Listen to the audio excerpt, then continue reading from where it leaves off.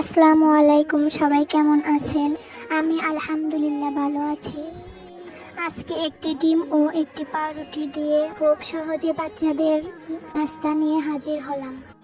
বাচ্চা যখন কান্না করে আর হাতে সময় থাকে না, তখন আপনারা বানিয়ে দিতে পারেন ঝটপট এই নাস্তার রেসিপিটি।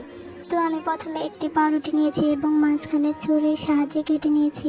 এখন চলে যাব চুলায় একটা কড়া বসিয়ে অল্প করে তেল দিয়ে দেব। বাচ্চাদের খাবারে বেশি একটা তেল অ্যাড না করাই ভালো, এতে বাচ্চার গ্যাসের সমস্যা হতে পারে। তেলটা একটু গরম করে নেব। তেল একটু গরম হয়ে গেলে এখানে দিয়ে দেবো একটা ডিম, আর উপর দিয়ে হালকা পরিমাণে একটু লবণ ছিটিয়ে নেব। আমার এই ঝটপট নাস্তার রেসিপিটি ভালো লাগলে চ্যানেলটি সাবস্ক্রাইব করে একটি লাইক দেওয়ার অনুরোধ রইল।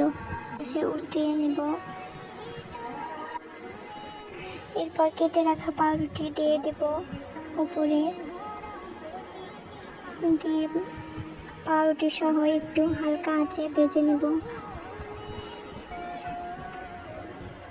এক পিস ভাজা হলে উল্টিয়ে অপর পাশে আরেক পিস পাউরুটি দিয়ে দেব। আবার বলে দিচ্ছি যে ভিডিওটি ভালো লাগলে চ্যানেলটি সাবস্ক্রাইব করে একটি লাইক দিয়ে যাবেন। আর আপনাদের কেমন ভিডিও পছন্দ আমাকে অবশ্যই কমেন্ট করে জানাবেন।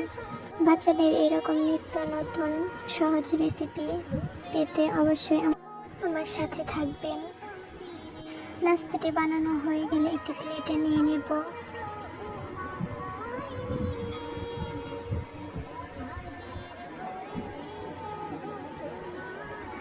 এবার একটি চাকুর সাহায্যে ছোট ছোট পিস করে কেটে নেব, যাতে বাচ্চাদের খেতে সুবিধা হয়।